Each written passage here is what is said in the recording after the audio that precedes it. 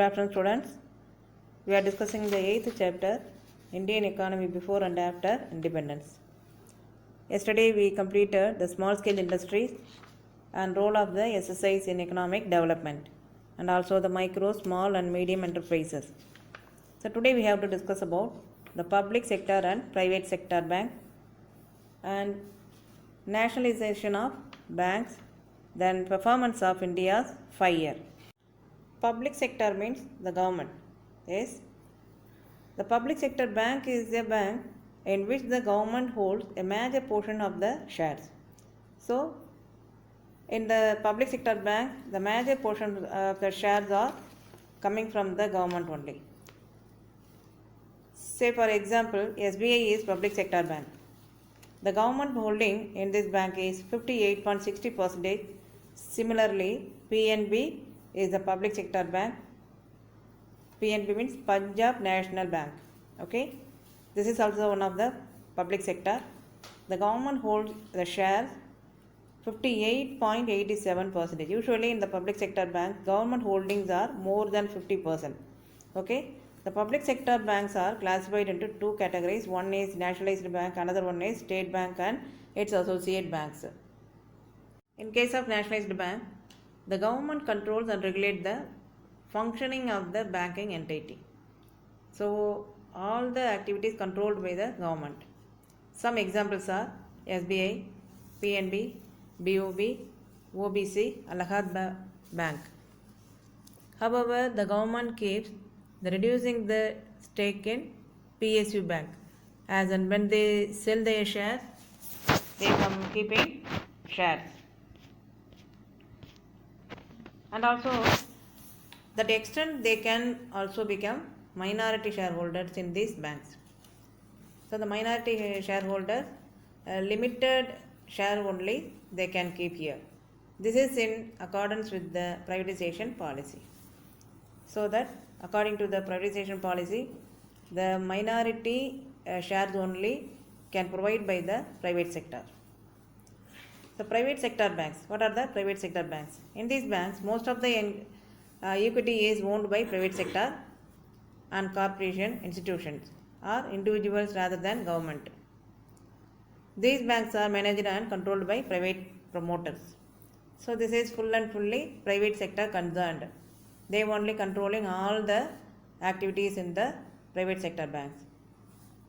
Of the total banking industry in India, public sector banks constitute 72.9% share, while the rest is covered by the private players. In terms of the number of banks, there are 27 public banks and 22 private banks are available. As part of its differentiation, the banking regime, RBI, the apex banking body, has given license to payment bank and small finance bank. SVB, we can say. This is an attempt to boost the government's financial institution inclusion drive. But there may be other problems, maybe will be there. As a result, Airtel Payment Bank and Paytm Bank Limited have come up. So these are the private banks. Okay, the Airtel banks and Paytm, everything coming under private banks. How far these banks would help the poor people is not known. We don't know about whether they are helping the poor people or not. Okay, but they are private sectors. The next concept is nationalization. So nationalizations of banks. After independence, the government of India adopted planned economic development because resources are limited. So this purpose, 5-year plans came into existence since 1951. The main objective of the economic planning aimed at social welfare. So the government main aim is promoting the social welfare, the public well-being. Before independence, commercial banks were in the private sector. These commercial banks failed in helping the government to achieve their social objectives of planning. Therefore, the government decided to nationalize 14 major commercial banks on 19th July 1969. In 1980, again the government took over another 6 commercial banks. Okay, for the Connecting all the banks, 14 major commercial banks were clubbed together. Okay, this is one more question, which is clubbed together in 19th July 1969 in 1980. What are the objectives of nationalization? The main objective of nationalization was to attain the social welfare. So the government should concentrate the social welfare of the people. Sectors such as agriculture, small and village industries were need of the funds for their expansion and their production activities. So the further economic development, they want to increase their expansion. Okay, the nationalization of banks helped to curb private monopolies. They want to abolish the private monopolies in order to ensure the smooth supply of credit to socially desirable sections. Those who are deprived classes, those who are socially desirable sections, they want to increase, they want to improve their welfare. So that the main aim of the nationalization of the banks helped to curb the private monopolies. For what? To ensure the smooth supply of credit. Okay. In India, nearly 70% of population lived in rural areas. Therefore, it was needed to encourage the banking habit among the rural population. Then, the nationalization of banks were required to reduce the regional imbalances where the banking facilities were not available. So, wherever the national facilities are not available, there itself they want to reduce the regional imbalances. That's why the nationalization started. Before independence, the numbers of banks were certainly inadequate. So not enough the bank facilities in the society before independence. After nationalization, new bank branches were opened in both rural and urban areas.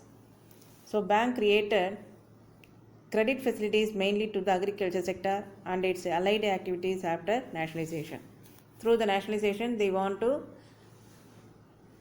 give all the activities and give loan to the agriculturist. Okay, so that the credit facilities are created by the government for the agriculturist. These are the objectives of nationalization of banks. After new economic policy in 1991, the Indian banking industry has been facing the new horizon of competition, efficiency and productivity. There were that much of difficulties had. With all this development, people in villages and slums depend largely on local money lenders for their credit need. So this is unfortunate. Okay, this is unfortunate. So that the bank was nationalized. So nationalized banks were given here a table. Go through the picture given here. 1969 and 1980 there were 14 banks and also the 6 banks were nationalized. Okay, 1 mark may be coming from that. Next we have to move performance of India's 5-year plan. Economic planning is the process in which the limited natural resources are used skillfully so that to achieve the desirable goal. The concept of economic planning in India or 5-year plan is derived from Russia, USSR. In India, it has launched 12 5-year plans so far. A 12th 5-year plan was the last one. Okay, this is 1 mark question. 12th 5-year plan was the last one. After the 12th 5-year plan, we had no 5-year plan. The government of India has decided to stop the launching of 5-year plan and it was replaced by Niti Aayog. Okay, this is also 1 mark question. Which is replacing the 5-year plan? Niti Aayog is replaced the 5-year plan. The first 5-year plan was started in 1951 to 1956. It was based on the Harrod-Domar model. Okay, Harrod-Domar model we can say. So its main aim was on the agricultural development of the country. The agriculture field only increasing. The main aim was increasing agricultural development. This plan was successful and achieved the GDP growth rate 3.6%. Okay, and second 5-year plan. It was 1956 to 1961. It was based on the PC Mahalanobis model. Its main focus was on the industrial development of the country. The first 5-year plan gave the importance to agricultural development. In the second 5-year plan, concentrate industrial development. This plan was successful and achieved growth 4.1%. And third 5-year plan. The year was 1961 to 1966. This plan was called Gargil Yojana also. The main target of this plan was to make the economy independent and reach self-propelled position or takeoff. So self-sufficiency is the main aim. Okay, the production and the economy should be independent. Due to Indo-China war during this period, the plan could not achieve its growth rate.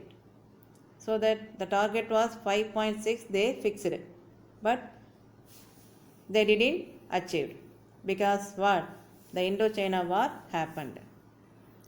Plan holiday 1966 to 1969. The main reason behind the plan holiday was the Indo-Pakistan war and the failure of the third plan. Okay, the third 5-year plan was failed. So that this is a plan holiday they named. During this period, annual plans were made and equal priority was given to agriculture, its allied sectors and the industry sectors. So that this is called a plan holiday. Next one is fourth 5-year plan. There are two main objectives of this plan. The growth with stability and progressive achievements of self-reliance. The main aim is self-reliance and self-sufficiency. This plan failed and could achieve growth rate of 3.3% only against a target of 5.7. So this plan was failed. Next, fifth 5-year plan. In this plan, top priority was given to agriculture. Next came industry and mines. Overall, this plan was successful, which achieved the growth rate of 4.8% against the target of 4.4. So then our target we achieved in this year. Then the draft of this plan was prepared and launched by D.P. Dar. This plan was terminated in 1978. Dear students, today we discussed about the public sector and private sector banks and nationalization of banks, objectives of nationalization of banks and performance of 5-year plan. So the rest of the concept of 5-year plan we have to see in the next video. Okay, go through the video carefully and write the test fully.